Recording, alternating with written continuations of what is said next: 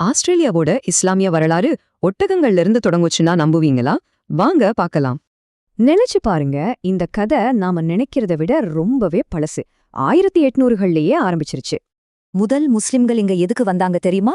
ஆஸ்திரேலியாவோட விஷால பாலைவனங்களை ஜெயிக்கிறதுக்கு உதவத்தான்.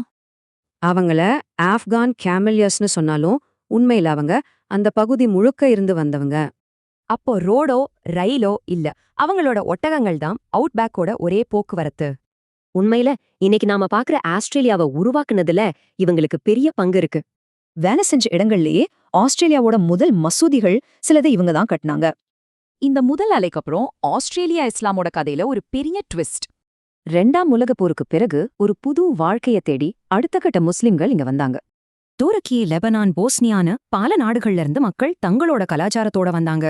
ஆனா இவங்க கெமேலியஸ் மாதிரி இல்ல, சிட்னி, மெல்போர்ன் மாதிரி பெரிய நகரங்கள்ல குடியேறினாங்க. அவங்க வெறும் புது வீடுகளை கட்டல, ஒரு புது மல்டி கல்ச்சுரல் ஆஸ்திரேலியாவையும் உருவாக்கினாங்க. இப்போ இந்த 2 அலைகளும் ஒன்னு சேர்ந்து ஆஸ்திரேலியாவோட இன்றைய அடையாளமா மாறியிருக்கு. டாக்டர்ஸ், மாணவர்கள், தொழிலதிபர்கள்னு இன்னைக்கு அவங்க ஆஸ்திரேலிய சமூகத்தோட ஒரு அங்கம்.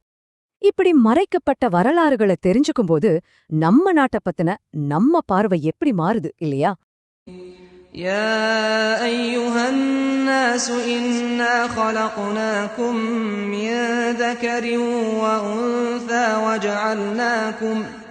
وجعلناكم شعوبا وقبائل لتعارفوا إن أكرمكم عند الله أتقاكم إن الله عليم خبير